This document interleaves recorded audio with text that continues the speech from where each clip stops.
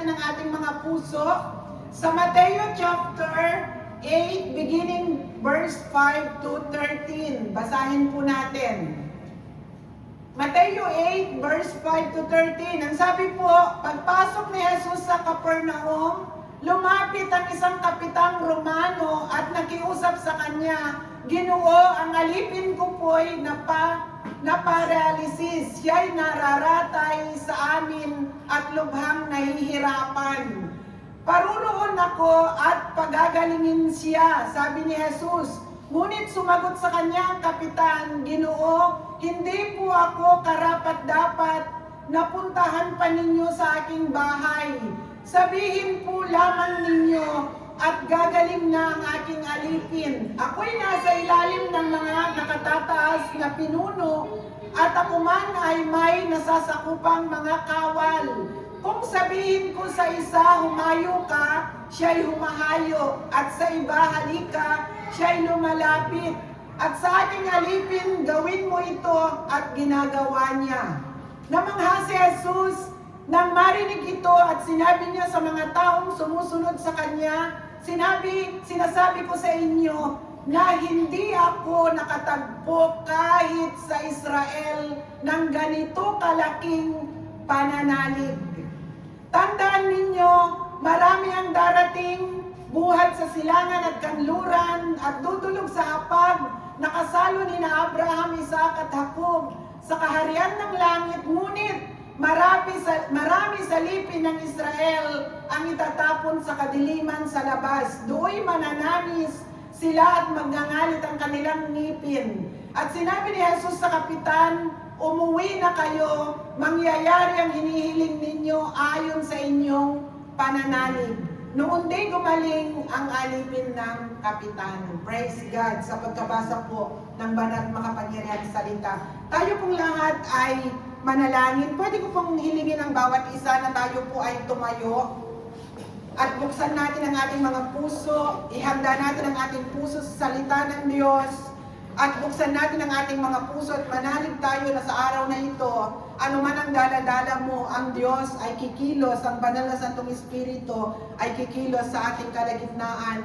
Oh, hallelujah, Father God in heaven, in the mighty name of Jesus, by the power of the Holy Spirit, nararapat na ikaw ay aming purihin, sambahin, dakilain at kilalanin na ikaw ay Diyos na makapangyarihan, Diyos na nagkaloob ng lahat ng aming tinatamasa, even ng aming buhay. Kaya sa oras na ito, salamat sa araw na ito, isang pribilehiyo na pagsaluhan namin ang iyong banal na salita, at alam namin, O Diyos, na sa araw na ito, may inihanda kang dakilang bagay, may gagawin ang banal na Santong Espiritu sa aming kalagitnaan at sa aming mga buhay. O Diyos, salamat at ang araw na ito, alam namin, Panginoon, anuman ang daladala ng bawat isa, may ginawa ka na sa buhay ng bawat isa in the mighty name of Jesus. Salamat po, pagpalain mo ang iyong salita, pagpalain mo ang iyong abang lingkod. May your power, your anointing flow upon each and every one, at maunawaan namin ang iyong dakilang salita sa araw na ito. Maraming salamat po, purihin ka, sambahin ka, dakilahin ka. Ito po ang aming dalangin sa pangalan ni Jesus. Amen and amen. Praise God! Makakaupo na po tayo. Nais ko pong dalhin sa ating kalagitnaan, nilagyan ko po ng title, Great Faith That Moves God. Great Faith That Moves God.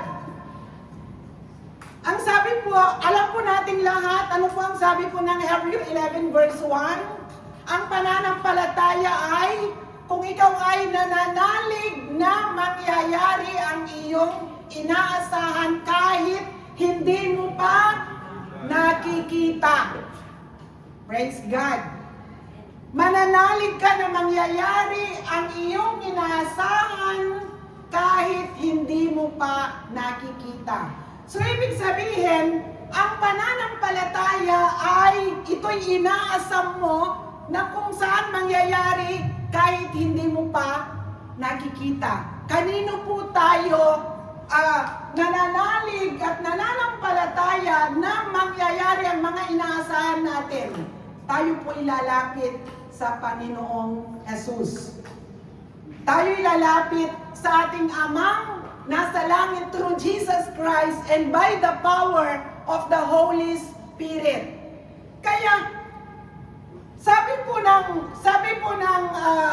Biblia, siya'y itinampok, binigyan ng pangalan ng higit sa lahat ng pangalan, ano pat ang lahat ng nilalang sa langit, sa lupa, sa ilalim ng lupa ay maninikluhod at sasabihin ng lahat na si Jesus ay Diyos, ay Panginoon para sa ikararangal ng Diyos Ama. So ano pong sabi doon? God gave Him name above all names. Amen po? So ibig sabihin, lahat ng pangangailangan natin, malaki, maliit, komplikado, kayang solusyonan ng Diyos. Sapagkat ang lahat ay nasa sotto, nasa ilalim, nasa authority ng Diyos. At sabi po ng Luke 10:19, ano pong sabi? Binigyan tayo ng kapangyarihan ng authority na umapak sa mga ahas, mga alakdan, sa gawa ng kaaway, walang makapipinsala sa atin. Pero ang tanong, lahat ba mayroong courage na umapak sa ahas, sa alakdan, at siguramente wala ngang makakapinsala sa atin? Amen po? Yun ang tanong. Yun ang malaking tanong sa lahat ng mga mananampalataya. That's why ang Panginoong Jesus, sinabihan ng mga disciples, ang Panginoong Jesus very disappointed. Disappointed po siya. Kasi bakit? Anong sabi po ng Panginoong Jesus? Kailan ko kayo pagtitik-isan? Aba, ang sakit nun, no? Mga disciples for 3 years, nakasama niya, tinuruan, nakita ang kapangyarihan, nakita ang lahat ng mga himala ng ginawa ng Panginoong Jesus. Tawag dito, side by side. Nakita nila kung paano ang lahat ng ginawa ng Panginoong Jesus, at doon matatapos na ang earthly ministry ng Panginoong Jesus. Ang mga disciples, ang pananampalataya pa rin nila ay hindi pa rin makapagpalayas ng mga demonyo. Hindi nila magawa kasi po nung time na yun ay wala ang inner circle ng Panginoong Jesus. Kasama niya doon na umakyat sa bundok. Naiwan po ang 9 disciples. Kaya that's why tayo po, kahit pabanggitin natin that, sabihin natin araw-araw, the Lord gave me authority na umapak sa gawa at plano ng kaaway, kung hindi natin ipinapamuhay ang salita ng Diyos, siguro hindi tayo magkakaroon ng lakas ng loob na sagupain ang mga kaaway, ang gawa ng kaaway.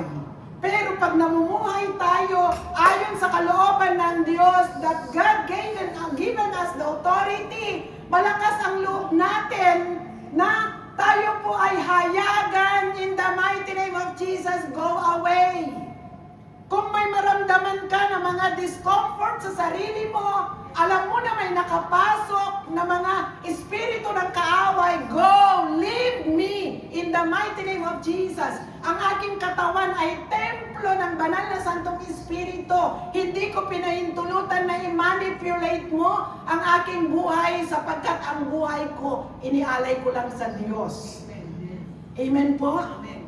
Kaya dapat ang pananampalataya po, hindi po sinasabi ng Diyos na magkaroon tayo ng malaking pananampalataya sapagkat sinabi ng Panginoong Yesus, ano pong sabi niya? Magkaroon man lang kayo ng pananampalataya, sinliit ng butil ng mustasa. Masasabi mo sa bundok na ito, lumipat ka doon at ang bundok na yan ay lilipat na.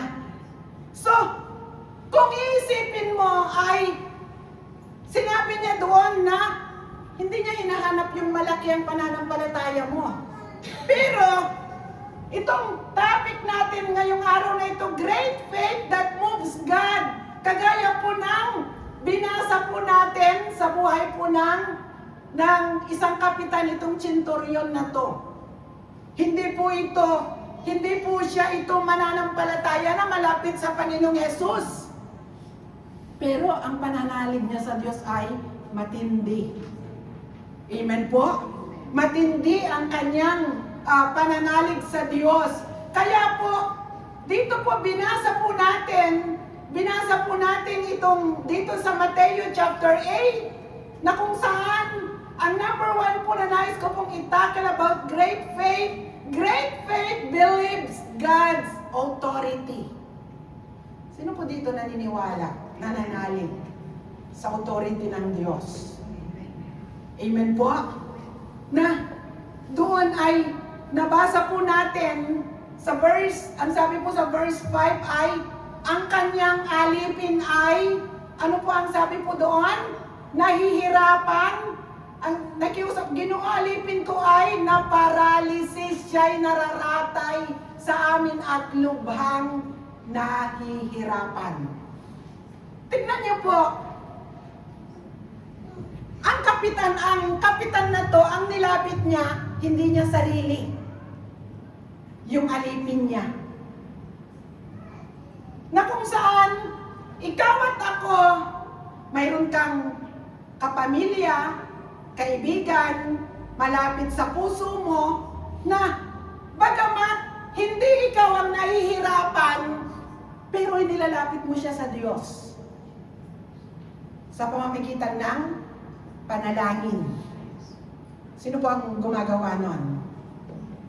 Lalo na po yung mga may sakit na sasabihin ng doktor na wala naman akong makitang sakit, pero hirap na hirap. Hindi niya alam kung ano ang kanyang gagawin. Kaya that's why, na kapag ang ating mga kapamilya dinala sa ospital at pinauwi at sasabihin ng doktor na wala na silang kayang gawin, ano pong mangyayari sa tao? Lalapit sa Diyos. At pag lumapit po tayo sa Diyos, tayo po ay mananalangin kagaya po ng centurion na to. Siya po ay lumapit kay Jesus. At dito po, ma-amaze ka sapagkat ang Panginoong Jesus, siya'y sumagot. Ang sarap po nun, no? Pag nalalangin ka ay sumagot agad si Lord. Ano po ang sagot ni Lord? Ano po ang sagot niya sa next na verse natin? Paroroon ako at pagagalingin siya. Ang sarap nun, no? Imagine. Kasi I know po, tayo po dito, marami tayong mga inilalapit sa Lord. Years, months, di ba? Ang tagal na. At sabihin mo sa katabi mo, magpatuloy ka pa rin lumapit sa Lord. Huwag kang susuko. Tapikin mo! Para magising-gising kasi baka huminto na. Amen po? Huwag tayong hihinto. Kaya doon, nakaka-amaze po. Kasi sabi ng Panginoong Jesus, sumagot siya kaagad. Paroroon ako. Sabi niya at pagagalingin siya. Ang sarap nun, no? Imagine, ang sagot ay instant, right away, ay makakamtan na po ng kapitan na ito na ang kanyang katulong alipin ay pagagalingin ng Panginoong Jesus. Pero, na-amaze ka sapagkat pagagalingin na siya ng Panginoong Jesus. Pero since ng kapitan na to, naniniwala siya sa authority, sa God's authority, ang sabi ng kapitan na ito, hindi mo na kailangang puntahan pa ako. Kung tayo kaya yun, siguro hilain pa natin si Jesus, no? Siguro kung tayo yun, sige, Jesus, tara, sama ka na sa akin para matapos na yung paghihirap ng aking alipin. Siguro kung sabi ni Reb, yung itong 5 hinihintay namin kahapon sa parko ay tinawag na mga angels eh. Sabi na, wala pa yung mga angels. Sabi nila. Kasi sabi nila, 1 o'clock darating na eh. Dumating nga ay anong oras na. Pero glory to God at sabay-sabay pa rin kaming kumain kahapon. Siguro, imagine ninyo kung ang mga angels na to na sinasabi ni Reb. Si Ate Evelyn, Sister Nelia, Sister Charo, sino pa ba ang kasama? Si Lindel, Sister Mercy. 5 sila. Brother Abel. Si Brother Abel kasama. Wala si Brother Eman, wala si Brother Jimmy, no? Siguro, kung sila ang lumalapit at sinabi ni Jesus, sige, puntahan ko at pagagalingin. Siguro ang isa sa kanila sa isang braso, yung isa sa kabila, siguro, parang itutulak na siguro nila si Jesus, sige, bilisan mo. Di ba? It's normal, amen po. Sinong agree sa akin? Amen po. Pero isipin ninyo, palagay nyo kaya, ang tirahan kaya ng kapitan na ito, kasi hindi nasulat eh. Malapit o malayo? Marahil malayo! Marahil ay maglalakad ng malayo! Kaya, nakita po natin, since na ang pananampalataya ng kapitan na ito, na si Jesus, kayang gumawa ng himala. Papasabi ng kapitan na to, wisdom din, Sabi nga nun, hindi na natin papagurin si Jesus at ang mga tao. Hindi na mapapagod. At doon ay dinala ng kapitan na ito sa kanyang katayuan bilang may ranggo, bilang tawag dito may authority, nang sabi niya, Jesus, hindi ako karapat-dapat, wag mo na akong puntahan.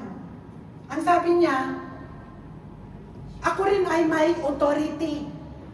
Pag sinabi ko sa aking sinabi ng nakakataas na pumunta ka roon, sila'y pupunta. Lumapit ka rito at sila'y lalapit. At sa mga nasa under ng authority, gawin mo ito at ito ay gagawin niya. Kaya sabi ni Jesus ay, sabi po ng kapitan, ang sabi po niya, ay, sabihin ninyo. Sabi niya, salitain lang ninyo. Sabing ganoon, dahil may authority ang Panginoong Jesus. Kaya doon po, nakita po natin, ano po ang sabi ni Jesus? Wala pa akong nakita sa buong Israel na ang pananampalataya ay kagaya mo. Kaya, since na ang pananampalataya mo, sabi niya ay dakila. Ang sabi po niya, umuwi ka na at ang iyong alipin ay magaling na. Palakpakan po natin ang Lord. Kaya, doon po, nangyayari po sa atin ngayon, sa generation po natin ngayon, through sa telepono, pwede mo nang ipag-pray ang tao kahit nasa malayo. Hindi mo na siya pabibilhin pa ng ticket ng 1,000 euro, 1,500 euro para papuntahin mo sa harapan mo at ipag-pray right away. Kung kinukonvict ka ng Holy Spirit, saan ka man nandun, pagkasama mo ang Lord with God's authority that given us in the mighty name of Jesus and by the power of the Holy Spirit, sabihin mo sa iyong katabi, gagamitin ka ng Diyos through your faith. Amen po! Gagamitin tayo ni Lord kasi po, nasubukan namin ito kaya tignan niyo po. Pag halimbawa, may sakit, mayroong alam na kailangan ng deliverance, ngayon po high-tech na. Tatawag kay Reb, kailangan kong deliverance. Tapos yun, pumasok ka sa isang room, isara mo ang room, at doon kung may kasama ka, pakuhanin mo ng oil yung kasama mo. At doon, ihanda mo ang puso mo, manampalataya ka sa Diyos, na may gagawin ang Diyos. So anong nangyayari ngayon? Through prayer po, kahit sa telephone lang, ay gumagawa ang Diyos sa pamamagitan ng ating pananampalataya sa Diyos. Palakpakan po natin muli ang Diyos. Kaya, ang centurion na to, dahil siya ay may great faith sa Lord, because he believes in God's authority, right away, ay hindi pa man niya napuntahan ang kanyang servant, natanggap na ang kagalingan mula sa ating Diyos na buhay. Amen po? Kaya, great faith believes God's authority. Kaya po, ang sabi po dito, maraming Christians ang naniniwala sa power ng Lord, pero kakaunti ang naniniwala sa authority ng Word of God. Kaya, minsan ay pag nakafocus lang po tayo, alam mo na makapangyarihan ng Diyos, pero mayroon po tayong tinatawag na binary prayer. Mayroon kang Word of God na dala-dala paglapit mo sa Diyos. Kaya kapag ang pangangailangan mo ay matindi, dalhin mo ang Luke 18:27. Panginoong Jesus, sinabi mo, ano man ang imposible sa tao ay posible sa Diyos. Dalhin mo yun. Ayan, may nagdala ng tubig. Praise God. Grazie.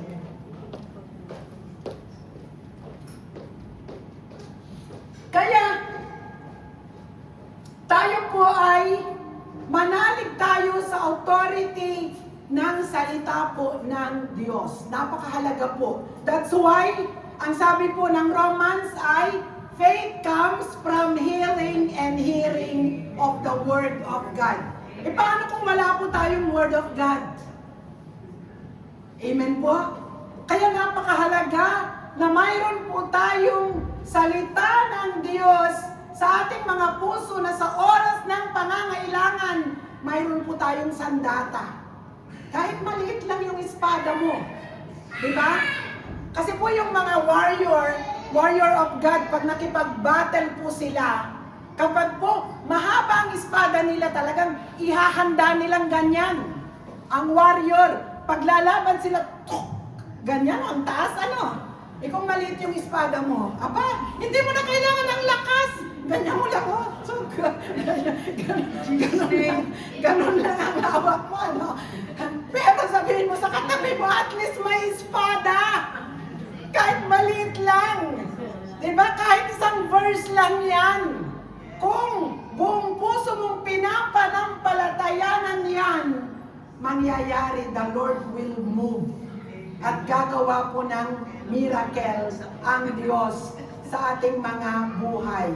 And number 2 po, great faith is humble. Humble po tayo. Kailangan tayo po ay maging mababa. Ang sabi po, ang pride ay kalaban ng faith. Dahil ang pride ay nagsasabing, kaya ko. Sino agree sa akin? Hanggat sinasabi mo sa sarili mo, kaya mo, ang pananampalataya mo ay hindi makakakilos. Lalapit ka sa Diyos na hindi po yung strong ang paglapit mo sa Diyos kasi sasabihin mo, kaya ko pa. Bakit? Sabihin mo sa katabi mo, hihintayin mo pa bang maubos ang lahat? Hintayin po po maubos ang lahat, Erin. Ayan. Kinausap ang sarili, hindi na ang katabi eh. Di ba? Hihintayin mo pa ba na maubos ang lahat bago ka lumapit ng buong kababaan ng loob sa Diyos at sasabihin mo sa Diyos, Lord, I am nothing. Wala akong kayang gawin, Lord. Ngunit ikaw ay kaya mong gumawa ng himala sa aking mga buhay. Amen po? Kaya tayo po ay maging humble tayo, kagaya po ng kapitan na ito na binasa po natin, bagamat nasa authority siya, pero naging humble siya. Lumapit siya sa Diyos.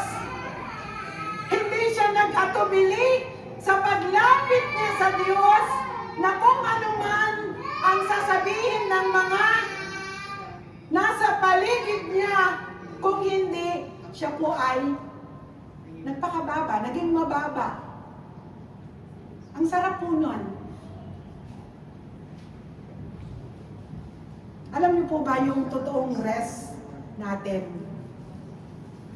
Yung tayo'y mababa sa harapan ng Diyos. Kahit may pera ka, kahit malakas ka, kahit nakikita mo na maayos ang lahat. Kasi po, bakit ko sinabi na totoong rest kapag naging humble tayo sa harapan ng Diyos? Kasi po, pag naging humble tayo sa harapan ng Diyos, di ba binibitawan mo ang lahat? Halimbawa, may bitbit kang dalawang chistinong tubig, tagto 2 liters ng isang chistino. Aba, di ba, pawis na pawis ka? Makakapagpahinga ka ba kapag huminto ka at bitbit mo pa rin? Di ba? Hinto nga ako. Pero bitbit mo yan. Pero if you want true rest, ibababa mo yon. At anong gagawin mo? Kung may makita kang upuan, kasi uupo ka. Kasi po, pag nakatayo tayo, ang ating mga paa, nag-work pa rin siya. Kinikerry niya ang lahat ng weight natin. Kaya that's why, lalo na tayo ng mga kababaihan, di ba, dahil po tayo ay nagbuntis ng anak. Kaya po yung mga, tawag dito, yung mga ugat natin, mga bones natin, ay nanghihina, marupok. Tayo po ay madaling napapagod. Kaya, ano pong kailangan natin pag gusto natin totoong mag-rest? Sabihin mo sa katabi mo, bitawan mo lahat. Bitawan ang lahat. Bitawan ang lahat. Amen po? Kung ikaw ay nagluluto, ate tita, at gusto mong magpahinga, aba, patayin mo muna yung fornele. Huwag kang magpahinga na naka-on ang fornele. Dahil sinabing, magpapahinga ako ay bibitawan ko ang lahat. Aba, tingnan mo din, wisdom din. Di po ba? Napakasarap ang magpahinga. Bibitawan mo ang lahat. Di ba? Kung may upuan, umupo ka. Kung may bed, mahiga ka. Lahat ng weight mo, hayaan mo na ikikerry ito ng bed, ikikerry ng upuan. Tignan nyo sa inyong mga upuan na yan. Sino ang nakaupo sa inyo na kinikerry yung ibang weight ng body? Dahil wala kayong tiwala sa upuan. Diba? Pag binigyan kayo ng upuan, na alam nyo na yung weight ninyo hindi kayo kaya, anong ginagawa ninyo? Diba nagpapagaan kayo? Alalay, one side. Diba? One side ganon. Alalay kayo kasi baka bumagsak yung upuan. Pero, kapag full ang trust mo kay God, sa Lord, anong nangyayari? Lahat ng weight natin, lahat ng bigat natin, ipagkakatiwala natin sa Lord, lahat ng burden natin, anuman ang mga dala-dala natin, sa prayer, ipag tayo ay magiging mababa, ipagkakatiwala natin sa Lord, ibibigay natin sa kamay ng Lord, at sa pagtitiwala sa Diyos, sa great faith natin, ano pong mangyayari? Nagkakaroon ng true rest. Amen po? Kasi po pag, ang sabi, pag little faith daw po, pag yung faith natin ay kusi-kusi, ano pong nangyayari? Ang fear at ang worries, hindi po ito nawawala. Laging present. Kasi may doubt ka eh. Pero kapag nandun ang full trust mo sa Lord at after mo na manalangin at nag-humble down ka sa Lord, aba, tanungin mo ang katabi mo, pag natulog, may hilik pang kasama. Amen po? Diba? Pero kapag hindi binigay sa Lord ang lahat ng bigat, may kunting kaluskos lang, anong nangyayari? Gising na. Ano yun? Ano kaya yun? Di ba, magigising ka, tas ang hirap mo nang kuhanin ng tulog, lalo na yung mga may edad. Kaya kapag nakatulog ng may edad, naku po, huwag ka nang mag-ingay. Kasi pag nagising yan, mahirap na niyang kuhanin ang tulog niya. Ayan, nagtuturoan na yung mga bata doon sa, mga bata-bata doon sa likod. Ayan. Amen po? Kaya, napakasarap po ng maging humble sa harapan po. Ang example po dito, sa maging humble sa harapan ng Lord, yung tax collector po, yung dalawa po sa Luke 18, 9 and 14, yung Pariseo at yung Publikano. Ang very proud, wala nang sinasabi kung anong mayroon siya at ginagawa niya. Pareho silang pumasok sa templo, parehong lalapit mananalangin, may pangangailangan. Ano ba naman yung lalapit ka na lang sa Lord, titignan mo pa ang paligid mo? Diba? Sabi ng Pariseo, paglapit niya sa Lord, sabi niya, Lord, sabi niya ay, hindi ako kagaya nun, no? Yun. Sabi ganon, lalapit sa Lord, hindi ako kagaya nun, no? Makasalanan. Sabi ganon. Samantalang ako ay nananalangin, nag-aayuno, nagbibigay, lahat sinabi na. Sa palagay ba natin hindi alam ni Lord ang ginagawa natin? At doon ay lalapit ka sa Lord dahil very proud siya sa kanyang sarili at sasabihin, Lord, hindi ako kagaya nun, no? Very proud. At yung Publikano, lumapit siya sa Lord at doon, dinadagukan niya ang kanyang dibdib. At alam niya na siya'y makasalanan, alam niyang siya'y nagkulang, alam niya marami siyang ginawa na hindi nakakalugod sa Diyos. Pero ang ginawa niya, paglapit niya sa Diyos, dinadagukan niya ang kanyang puso at inamin niya sa harapan ng Diyos, ako po'y isang makasalanan. Ako po'y hindi karapat-dapat na lumapit sa inyong banal na trono. At ang sabi ng Panginoong Hesus ay nalugod siya sa Publikano na bagamat marami siyang nagawa sa buhay na hindi karapat-dapat, ngunit naging humble siya sa harapan ng Diyos. Kaya yun po yung identity po natin, napakasarap pong isipin. Gaano man kadilim ang nakaraan natin, as we accepted Jesus as our Lord and Savior, nagkakaroon tayo ng new identity sapagkat ang lahat ng nakaraan ay nakaraan na at mayroon tayong bagong napakagandang hinaharap kasama si Kristo Jesus na ating Diyos at sariling tagapagligtas. Palakpakan po natin ang Diyos! Kaya sabihin mo sa katabi mo, be humble always. Sa harapan ng Diyos, sa harapan ng tao, may nakakakita at walang nakakakita sapagkat ito po ang posisyon na ikaw at ako nakakapag-rest po tayong mabuti. Tignan niyo po, kapag tayo ay mapagmataas, ang mapagmataas ay pagpasok nakataas ang kilay, laging sabi ni Reb, nakataas ang kilay. Kasi kumbaga ay, aba, ako ito. Ayan, dala-dala pa yung bag na mamahalin talaga naman. Di tatakbuhin. Diba? Kaya, aba, ako ito. Ang hirap kaya nun, no? Pati yung poise mo talaga naman, minimaintain mo. Pati yung kilay mo, minimaintain mo. Nakakangawit kaya yun? Diba? Ang sarap kaya nun na pagpasok mo, tapos ay lahat ay mababa. Tapos pagpasok mo, alam mo, kanina ang sarap ng ulam ko, malunggay sa luyot, at dahon tawag dito, bulaklak ng kalabasa. Aba yun, may ang sahog ay inihaw na isda. Ayan, alam mo, ang sarap, ang sarap. Diba yung parang, yung usapan na down to earth talaga, wala kang minimaintain. Pero kapag minimaintain mo yung high society at pati yung pagsasalita mo, ayaw mong may makalusot na bababa ang tingin sa'yo. Ang hirap kaya nun! Di ba? Ang hirap nun!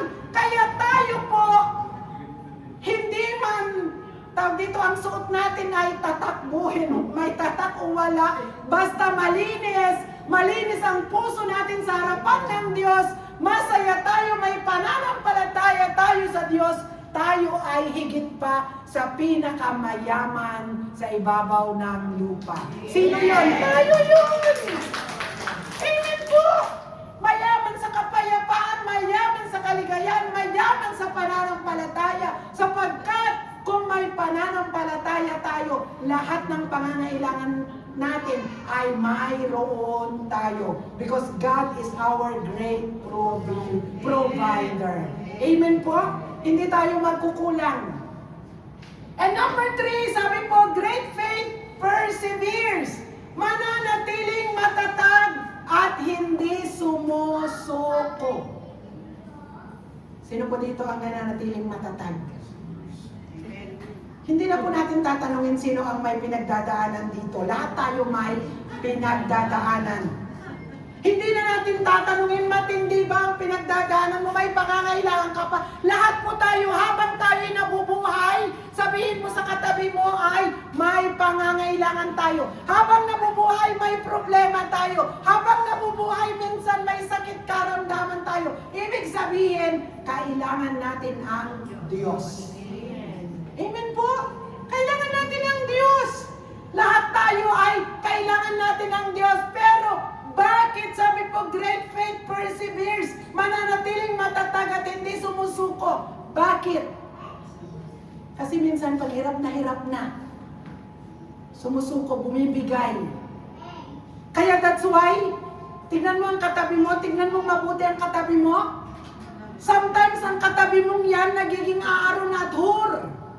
Sino po ang nakakaalam ng kwento ni Joshua? Tawag dito ni Moses, si Aaron at si Hur. Nanangawit na si Moses, nakikipaglaban si Joshua, ay habang nakataas ang kamay ni Moses, nananalo si Joshua. Nung bumababa na ang kamay ni Moses, natatalo sa labanan si Joshua kasi nag-intercede siya. Sino ang totoong nakikipag-battle? Si Joshua o si Moses? Pareho! Mayroong spiritual battle na humaharap muna sa spiritual bago ang totoong battle in life. Tayo'y mananalangin. Kaya sa buhay natin, pwedeng mangyari na tayo'y down na down. Kaya sabi ni Pablo, huwag kang magmalaki kung ikaw ngayon ay nakatayo. Baka bukas makalawa, ikaw naman ay nakadapa. Kaya kung may makita kang nakadapa, iabot mo ang kamay mo at sabihin mo, bangon! Bamangon ka at huwag kang sumuko. Nang sa ganun, pag tayo naman ang nadapa, may mag-aabot ng kamay at sasabihin, kapatid, bangon, magpatuloy ka, manalig ka sa Diyos, may gagawing maganda sa buhay mo at sa pamilya mo. Hindi pa tapos ang Diyos sa buhay mo. Di po ba sarap nun? Palakpakan natin ang Lord. Pero, kapag wala nang pakialam, aba may problema ka ngayon, aba, ako din may problema din ako. Kung gano'n, anong pagkakaiba? Kaya that's why, tayo po ay hindi tayo sumusuko. Tayo'y nananatiling matatag ang ating mga pananampalataya. Ang example po dito, yung Matthew chapter 15. Sino po ang nakakaalam ng istorya ng babaeng Canaanea? Amen po? Dito po ay, basahin ko lang po kasi maikli lang po ito.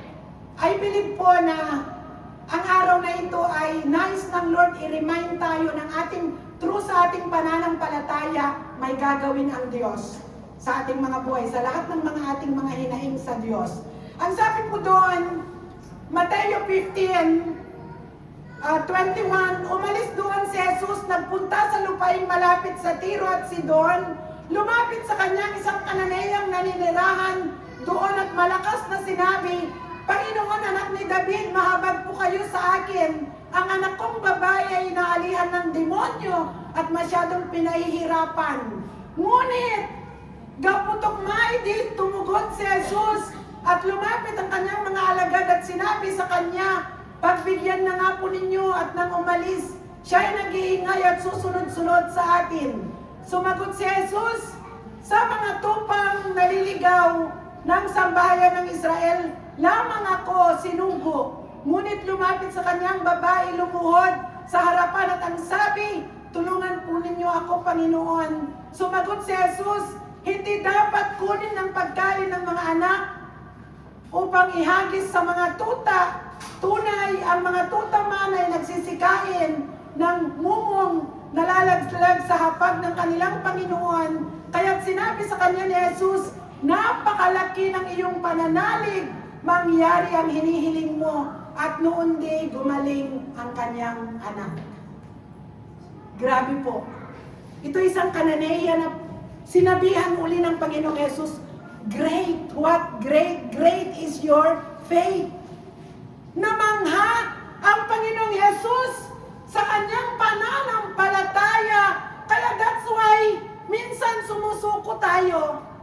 Kasi po, pag lumalapit tayo sa Diyos, minsan si Lord ay hindi sumasagot. Kabaliktaran ng kapitan. Ang sabi ng binasa natin, nung lumapit yung babae, dito po ay, ang Panginoong Jesus ay, tawag dito po, siya po ay ni-reject ang babae.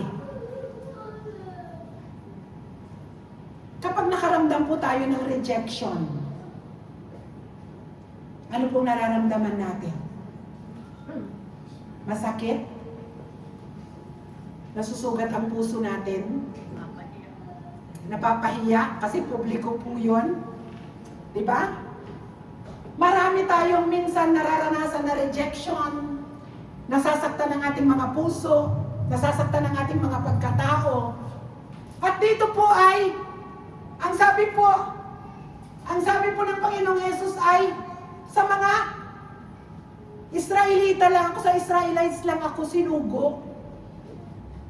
At ang tinapay ay, hindi kailanman ibibigay sa mga aso. Aba, ni-reject na nga, tatawagin ka pang aso. At namagitan ang mga disciples, na ang sabi ng mga disciples, Panginoon, pagbigyan mo na nga, para hindi susunod-sunod. Kaya, doon po in time of desperation, dahil ang babaeng ito, dahil inaalihan ng masamang espiritu ang kanyang anak, ang alam lang niya na ang sagot ng kanyang pangangailangan, makikita lang kay Jesus. Makikita lang sa Diyos. Kaya sabi ng babae, hindi ako aalis hanggat hindi ako tinutulungan. Hindi ako aalis hanggat hindi gumagaling ang anak ko kasi only Jesus, only the Lord, only God can answer my prayer, can heal ang aking anak, ang makakapagbigay ng aking pangangailangan. Kaya dapat ganun din po tayo. Kaya minsan, nakakaranas tayo ng rejection, nasasaktan tayo. But we know that only God can answer our prayer, can provide all our needs, can heal our sickness and diseases. Tayo po ay huwag sumuko. Kaya, ang ginawa ng babae, kahit nireject po siya, kahit inayawan po siya, ano pong ginawa ng babae? Nanikluhod siya. Tapos nung nanikluhod siya, sabi po niya, Panginoon, kahit mga mumong nahuhulog sa table, kinakain ito ng mga tuta. May karapatan na kainin ng mga tuta ang mga mumong na mahuhulog. Kaya nakita po natin, pag hindi po tayo sumuko, kaya sometimes, ang sagot ng panalangin ng babaeng ito, Sabihin mo sa katabi mo, after na pumasa siya sa test. Amen po? Tinitest lang pala yung ating pananampalataya hanggang kailan tayo kakapit sa ating pananampalataya na ang Diyos ay kikilos sa ating mga ipinapanalangin. Alam ko po, tayong lahat na narito, minsan parang gusto na nating sumuko. Ang tagal naman, Lord. Pagod na po ako, Lord. Magbabago pa kaya? Sasagutin mo pa kaya, Lord? Mababago pa kaya ang kalagayan namin? So, dito po, after, yun pala ay nandun tayo sa process ng testing ng Lord na kapag nakapasa tayo sa test.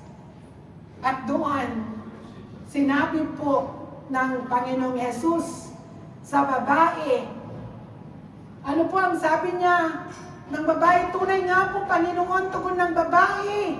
Ngunit ang mga tuta man ay nagsisikain ng mumong nalalaglag sa hapag ng kanilang Panginoon. Kaya't sinabi sa kanya ni Jesus, napakalaki ng iyong pananalig, mangyayari ang hinihiling mo, at noon di gumaling ang kanyang anak.